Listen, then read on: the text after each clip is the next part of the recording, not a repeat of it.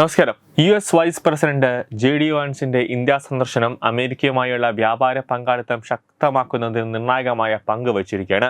ഇന്ത്യ-US വ്യാപാര കരാറിൽ നിർണായക പുരോഗതി കൈവരിക്കാൻ കഴിഞ്ഞതായി JD വാൻസ് തന്നെ വ്യക്തമാക്കിയിരിക്കുകയാണ്. അമേരിക്കൻ പ്രസിഡന്റ് ഡൊണാൾഡ് ട്രംപ് പ്രഖ്യാപിച്ച താരിഫ് യുദ്ധത്തിൽ ഇന്ത്യയോടുള്ള മൃദു സമീപനം തുടരുമെന്ന സൂചനകളാണ് വാൻസിന്റെ ഇന്ത്യ സന്ദർശനം നൽകുന്നത്.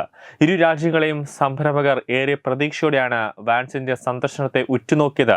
ഇന്ത്യ സന്ദർശിക്കാൻ കഴിഞ്ഞതിൽ ഏറെ സന്തോഷമുണ്ടെന്നും പറഞ്ഞ വാൻസ് പ്രധാനമന്ത്രി നരേന്ദ്രമോദിയുടെ ആഗോളതലത്തിലുള്ള സ്വീകാര്യതയിൽ അസൂയയുണ്ടെന്നും പ്രതികരിച്ചിട്ടുണ്ട്. ഔദ്യോഗിക സന്ദർശനത്തിന് പുറമെ ആഗ്ര, ജയ്പൂർ എന്നിവിടങ്ങളിൽ സന്ദർശിക്കാനും വാൻസും കുടുംബവും സമയം കണ്ടെത്തിയിരുന്നു. അതേസമയം വാൻസിന്റെ ഇന്ത്യ സന്ദർശന വേളയിലുണ്ടായ പഹൽഗാം ഭീകരാക്രമണത്തിന്റെ പശ്ചാത്തലത്തിൽ അദ്ദേഹം പങ്കെടുക്കാനിരുന്ന സാംസ്കാരിക പരിപാടികൾ റദ്ദാക്കിയിരിക്കുകയാണ്. ഭീകരതയ്ക്കെതിരെയുള്ള ഇന്ത്യയുടെ എല്ലാ നടപടികൾക്കും അദ്ദേഹം പൂർണ്ണ പിന്തുണ നൽകുമെന്നും വാൻസ് പ്രഖ്യാപിക്കുകയും ചെയ്തു. ഇന്ത്യൻ വംശജയായ ഭാര്യ ഉഷയ്ക്കും 3 മക്കൾക്കുമൊപ്പം 4 ദിവസത്തെ ഇന്ത്യ സന്ദർശനത്തിന് എത്തിയ JD വാൻസ് കഴിഞ്ഞ ദിവസമാണ് അമേരിക്കയിലേക്ക് മടങ്ങിയത്. അതിനിടെ JD വാൻസും കുടുംബവും ലോകാത്ഭുതങ്ങളിലൊന്നായ താജ്മഹലിന്റെ മുന്നിൽ നിന്നും എടുത്ത ചിത്രം സമൂഹ മാധ്യമങ്ങളിൽ ഏറെ വൈറലായിരുന്നു. പരമ്പരാഗത ഇന്ത്യൻ വസ്ത്രങ്ങളായ കുർത്തയും പൈജാമയും അണിഞ്ഞാണ് കുട്ടികൾ താജ്മഹലിന് മുന്നിൽ നിന്നും ഫോട്ടോയ്ക്ക് പോസ്റ്റ് ചെയ്തത്. ഇളം നീല വസ്ത്രങ്ങളാണ് എല്ലാവരും അണിഞ്ഞിരുന്നത്. താജ്മഹലിന് മുന്നിൽ നിന്നും പകർത്തിയ ചിത്രങ്ങൾ വാൻസ് തന്റെ X അക്കൗണ്ടിൽ പങ്കുവച്ചിട്ടുണ്ട്. അതിമനോഹരമായ ഒരു ചരിത്ര സ്ഥലമാണിത്.